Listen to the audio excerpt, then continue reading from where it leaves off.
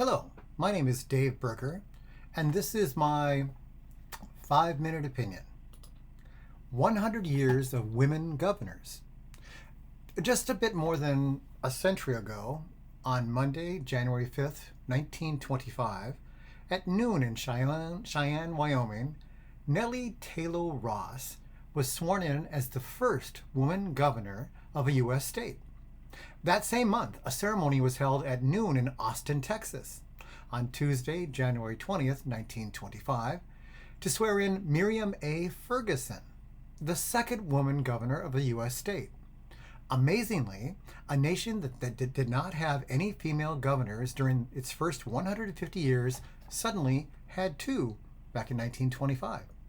This exciting month for equal rights was noted at the time. For example, Mary C.C. Bradford, Colorado State Superintendent of Public Instruction, sent a telegram to Governor Ross that stated, "Congratulations to the first woman governor from the state, which first elected women to state office.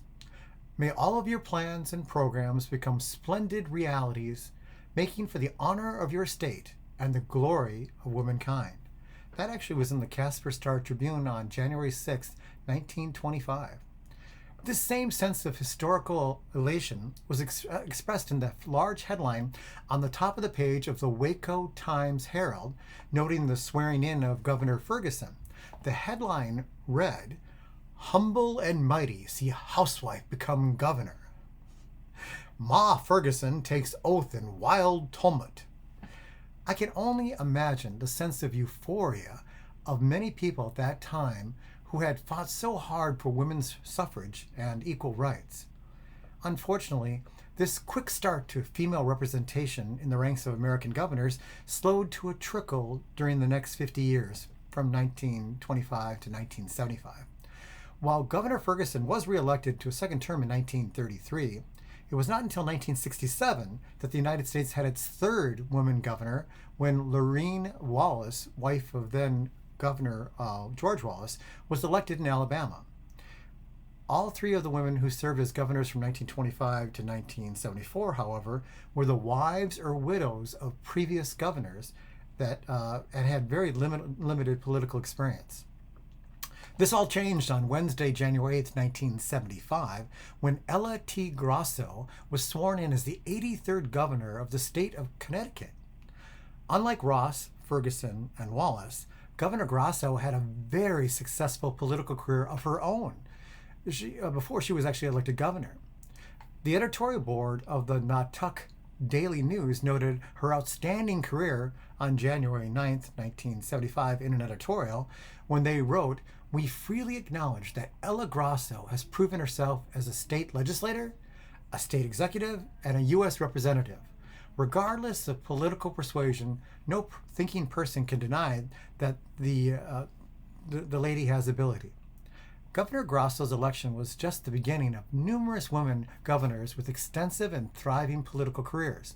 In fact, from 1975 to 2025, 46 more women became governors of U.S. states.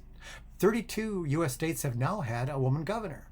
Arizona leads the way with women governors with 5, with New Hampshire close behind with 4 women governors. The election of 2024 has set yet another new record for women governors in the United States. When the people of New Hampshire elected former state attorney general and U.S. Senator Kelly Ayotte to be their governor on November 5th of last year, they guaranteed that 13 women would be governors in our state simultaneously in 2025. That's a new record. Too many folks have become cynical about our polarized political landscape in 2025. Progress is still being made nationwide when it comes to equal rights. That includes the expanded opportunities in the governorships of our country. The telegram from Mary C.C. Bradford to Governor Ross back in 1925 echoes back to us today through the halls of history. All 13 of our women American governors in 2025 have plans and programs that will hopefully honor their respective states, the glory of womankind, and all of us. Thank you for listening. I'm Dave Berger, and that was my 5-minute opinion.